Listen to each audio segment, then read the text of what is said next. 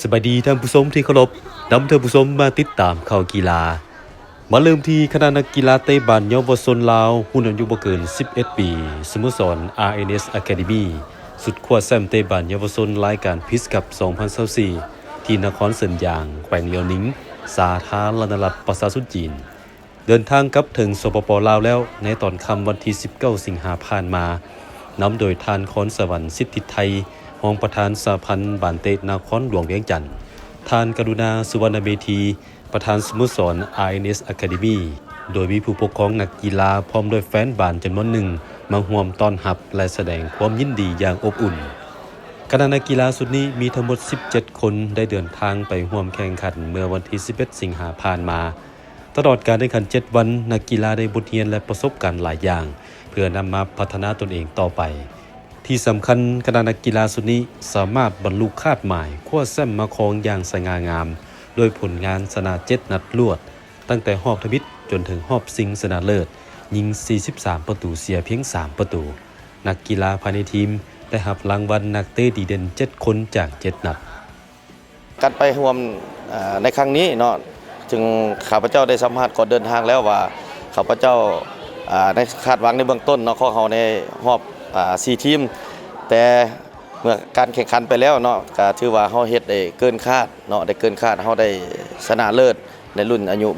บ่เกิน11ปีเนาะถือว่าเฮาได้เกินคาดหมายแสดงความขอบใจและฮู้บุญคุณอย่างสูงมายังคณะภาครัฐนครหลวงเวียงจันทน์และก็ขอบใจทั้งประธานสโมสรที่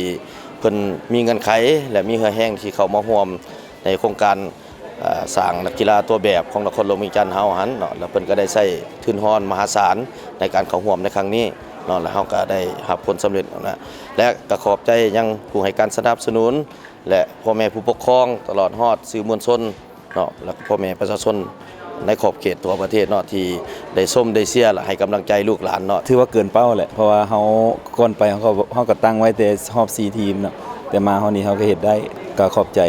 ทางสหพันธ์บ้านเตนครหลวงเนาะที่เพิ่นช่วยทางด้าน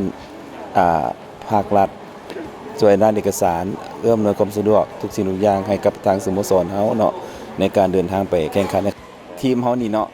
ที่ว่าเฮาสร้างตั้งขึ้นมานี่หาก็ได้4-5เดือนและมีประชาชนเนาะปวงชนลาวทั้งชาติเพิ่นให้กำลังใจเนาะแล้วก็เชียร์เฮาได้ยินแบบนั้นเฮาก็ถือว่าดีใจหลายเนาะที่ว่าเพิ่นเห็นได้ความสำคัญของนักกีฬาเยาวชนเนาะเฮาได้สำนี้ก็ถือว่าเฮ็ดดีเลยในระดับหนึงแหละและเฮาก็สิมีการพัฒนาค่อยพัฒนาขึ้นไปเพื่อให้ปรับปรุงอันใดด้านดีด้านอ่อนให้มันดีขึ้นเรื่อยๆเนาะเป็นต้นไปและมีความรู้สึกดีใจหลายที่ได้ขันอันนี้มามีความภาคภูมิใจและได้รางวัลมาฝากพ่อแม่ประชาชนประเทศลาวขอบใจกองเชียร์และเป็นกำลังใจให้พวกหลานต่อเด้อรายการนี้มี9ทีมจากทั่วโลกเข้าร่วมสิงไส5ทีมแข่งขันสปอร์ตทีมภายในจีนอีก4ทีมแมนทีมจากจีนปะทะกับทีมนานาชาติสปอร์ต U11 มีเกือบ70ทีมเข้าร่วม U11 ของ RNS Academy เป็นหนึ่งเดียวจากลาวเข้าร่วมรุ่นนี้โดยผลงานชนะ7นัดรวดหอบทมิตร3นัดถล่มเทียนจินรุ่ยหยุน24ประตูต่อ0ชนะเซินหยางตงซาน 3-1 ชนะเซินหยางลองซิน 3-0 มาในรอบ16ทีมสุดท้ายเอาชนะเซินหยางซินเย่ย3ประตูต่อ0รอบ8ทีมสุดท้ายชนะอีปูสปอร์ต 5-0 รอบ4ทีมสุดท้ายชนะฮุนนานเหลียวเซียวหู3ประตูต่อ1และรอบชิงชนะเลิศเอาชนะเซินหยางตงซานอีกครั้ง2ประตูต่อ1รวมแล้ว7นัดยิง43ประตูเสียเพียง3ประตูสำหรับการเคลื่อนไหวแข่งขันต่อไปคาดว่าในมุมมองนี้จะเดินทางไปแข่งขันอยู่เวียดนามและจีนอีกครั้ง